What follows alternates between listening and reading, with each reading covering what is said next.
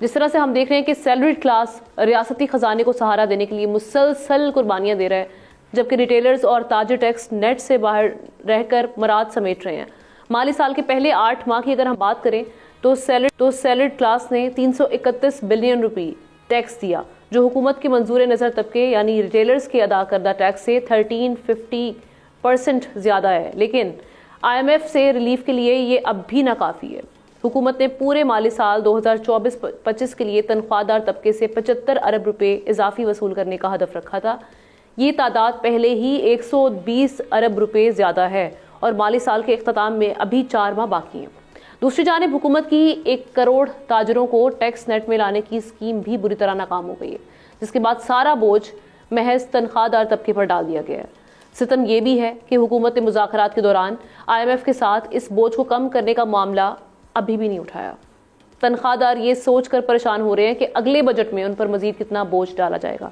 सब कैसे देख रहे हैं? वही 75 बिलियन रुपए इजाफी वसूल करने का टारगेट था प्राइम मिनिस्टर शहबाज शरीफ का। 4 माह बाकी हैं, 120 बिलियन रुपए जो हैं वो ऑलरेडी वसूल किए जा चुके हैं।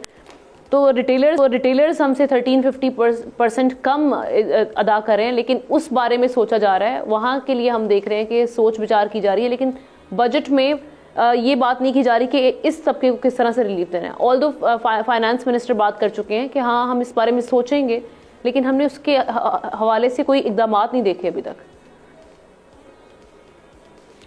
देखिए हम ना, ये तो आप 1350% जो आप बात कर रही हैं, ये तो रिटेलर होलसेलर से ज़्यादा हमने दिया और 200% से ज़्यादा हमने टैक्स जो है ना वो यानी हमारी सैलरी क्लास ने एक्सपोर्टर से ज़्यादा दिया।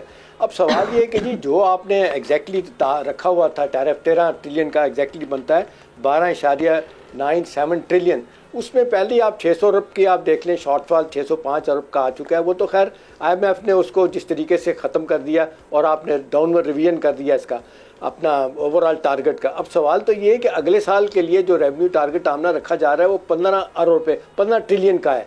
भाई पहले ही पूरा नहीं हो सका तो 15 ट्रिलियन का रख के तो आपने और कौन से सेगमेंट ऑफ सोसाइटी से पैसा लेना है, टैक्स लेना है? आज आके फिर यही होगा जो हम तकरीबन 50% के करीब हमारा टैक्स जा रहा है। 45% ये टैक्स और 10% 5% सरचार्ज जो जा रहा है, 10% सरचार्ज जा रहा है, तो अब लिया जा रहा है हमसे। तो अब सवाल ये कि क्या होगा? आपको याद है फाइनेंस मिनिस्टर ने बयान दिया था कि जी हमें पता है कि सैलरी क्लास पे बड़ा बहुत बार बयान दिया और आइंदा माली साल में हाँ जी हम इसमें कोशिश करेंगे कि किसी तरीके से इनका टैक्स जो है ना वो कम किया जा सके।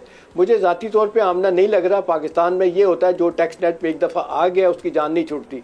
जो स्लैब हमारी दिन इन्होंने बना दिया वो उसको कम नहीं करेंगे। जहाँ पे गवर्नमेंट का हो रहा है, जहाँ पे जहाँ इनको चाहिए कि अपने सर ब्रेक ही लगा देना। ये आने वाले बजट में एहतशाम साहब ब्रेक ही लग जाए, जितना है उतना ही रहने दें। ये ना हो कि आने वाले बजट में जैसे आप कह रहे हैं कि 15 ट्रिलियन का अगर टारगेट ये सेट कर रहे हैं तो ऑब्वियसली ये फिर टैक्स बढ़ाएंगे सैलरीड तबके पे भी। ये तो क्लैरिटी नजर है। देखिए हम ना जुल्म की बात जो है, जुल्म की बात यह है कि अभी 25 करोड़ की आबादी में अब आके कहा जाता है कि 1 करोड़ टैक्स पेयर की तादाद बढ़ गई है, 1 करोड़ टैक्स पेयर हो गए हैं।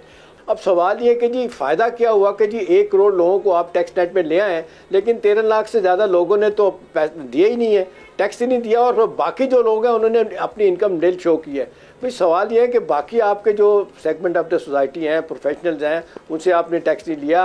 एग्रीकल्चर इनकम पे टैक्स आपका जितना बल्कि जो निगोशिएशंस हो रही है उसमें रियल स्टेट सेक्टर पर इन्होंने बोझ कम करने के लिए दरख्वास्त की है गवर्नमेंट की जानिब से, लेकिन सैलरीड क्लास की बात नहीं हुई उसमें। हम ना देखिए मैं उनका कोई सपोर्टर नहीं हूँ, लेकिन एक बात है कि फाइनेंस मिनिस्टर ने ये एग्री किया था उनके साथ, रियल स्टेट वालों के साथ आपकी IMF के साथ मीटिंग करवाएंगे, और वो कन्विंस हो गए थे जो IMF अपने फाइनेंस मिनिस्टर रियल स्टेट वाले जो कह रहे थे कि जी आप ओवरऑल देखें कि कितना नुकसान हुआ है। ठीक है ये बहुत सारे लोग जो है ना वो ब्लैक पैसा लेके आते हैं, ब्लैक मनी लेके आते हैं, इसमें इन्वेस्ट करते हैं, लेकिन इसका नुकसान कितना हुआ, हुकूमत को कितना नुकसान हुआ है, हमें कितना नुकसान हुआ है। पिछले 5 बरस से रियल स्टेट सेक्टर नीचे से नीचे चला गया। इस पे एग्री किया था कि IMF के साथ आपकी मीटिंग कराएंगे, उनकी मीटिंग नहीं करवाएगी, या IMF ने मना कर दिया कि जी हम नहीं मुलाकात करेंगे। अब तो बात ये सीधी सीधी आमना डिक्टेट्स IMF की तरफ से आती हैं, और हम क्योंकि फंस गए हैं। अभी आप देख ले पहले ही रिव्यू आप जितनी देर से हुआ और वो एग्रीमेंट जो होना था वो नहीं हुआ। अब कहा जा रहा है अप्रैल में एग्रीमेंट होगा, 1 बिलियन के एक हमें चाहिए किस्त, उसके लिए अब सारी की सारी शराइत उनसे मानने चले जा रहे हैं। टैक्स वो कम हो जाए, आने वाले बजट में सैलरीड क्लास पर बोझ हटाया जाए। सब्सक्राइब करें और बेल दबाएं ताकि कोई खबर रह न जाए।